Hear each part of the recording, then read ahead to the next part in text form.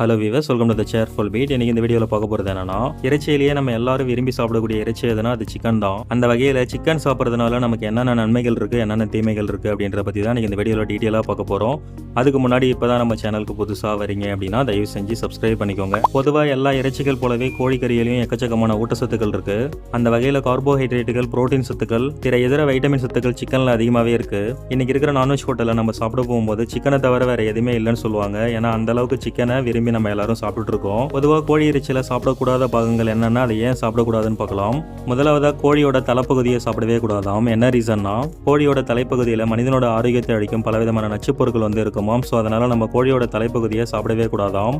ரெண்டாவதா கோழியோட கழுத்து பகுதியை சாப்பிடவே கூடாதாம். என்ன ரீசன்னா, கழுத்து பகுதியில் எக்கச்சக்கமான நச்சுக்கள் அடங்கிய நனநீர் முனைகள் இருக்குமாம். ஸோ அதனால நீங்க கோழியோட கழுத்து பகுதியை சாப்பிட்டீங்க அப்படின்னா, நீங்க என்னதான் 100 டிகிரி செல்சியஸ்ல கொதிக்க வச்சு சாப்பிட்டாலும் அந்த ஸ்கின்ல இருக்கிற நச்சுக்கள் சாவாது. ஸோ அதனால நீங்க கோழியோட கழுத்து பகுதியை சாப்பிட்றத அவாய்ட் பண்ணிடுங்க. அதுக்கப்புறம் மூணாவதா கோழியோட குடல். கோழியோட குடலை நம்ம எவ்வளவுதான் கழுவி சுத்தம் பண்ணாலும் அதில் உள்ள நச்சு பாக்டீரியாக்களை அழியவே அழியாதாம். அதனால சிக்கன் குடலை சாப்பிட்டோம்னா நம்ம ரத்தத்தில் இருக்கிற கொழுப்புகளை அது அதிகப்படுத்துமாம். இதனால நமக்கு நோய்கள் ஏற்படும் அபாயம் இருக்குதாம். அதுக்கப்புறம் அஞ்சாவதா சாப்பிடக்கூடாத பகுதி எதுனா, கோழியோட ஸ்கின்னை நம்ம எல்லாரும் விரும்பி சாப்பிடுவோம். நம்ம கோழிக்கறி வாங்கிட்டு வீட்டில் கொதிக்க விடும் போதே அந்த ஸ்கின்ல வர அந்த எண்ணெய் மேலே மிதங்குற மாதிரி இருக்கும். ஸோ அந்த ஸ்கின்னை நிறைய பேர், குழந்தைகளும் சரி பெரியவங்களும் சரி, விரும்பி சாப்பிடுவாங்க. பொதுவாக அந்த ஸ்கின்ல எந்த விதமான சத்துக்களுமே கிடையாது.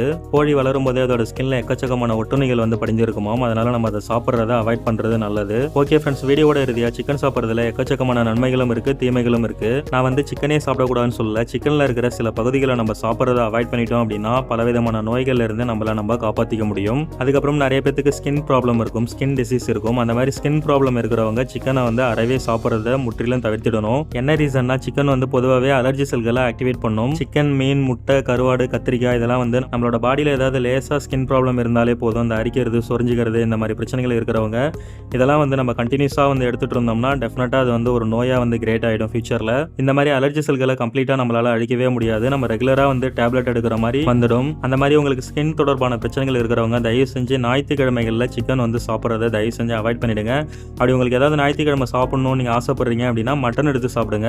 இந்த மாதிரி சிக்கன் சாப்பிட்றீங்கன்னா அது உங்களோட அலர்ஜியை மேலும் அதிகப்படுத்தும். ஸோ அதனால ஞாயிற்றுக்கிழமைகள்ல, அமாவாசை நாட்களில் சிக்கன் சாப்பிட்றத முற்றிலும் தவிர்த்திடுங்க. ஓகே ஃப்ரெண்ட்ஸ், இந்த வீடியோ ரொம்பவே யூஸ்ஃபுல்லாக இருந்திருக்கும்னு நினைக்கிறேன். இந்த வீடியோ பிடிச்சிருந்ததுன்னா மறக்காம இந்த வீடியோக்கு லைக் மட்டும் பண்ணுங்க. நம்ம சேனலில் டெக்னிக்கல் சம்பந்தமான வீடியோஸ் ப்ளஸ் ஜெனரல் நாலேஜ் சம்பந்தமான வீடியோஸ் தான் அதிகமாக வரும். ஸோ நம்ம சேனலை சப்ஸ்கிரைப் பண்ணாதான் நான் போடுற வீடியோ உங்களுக்கு நோட்டிஃபிகேஷன் வரும். தேங்க்யூ.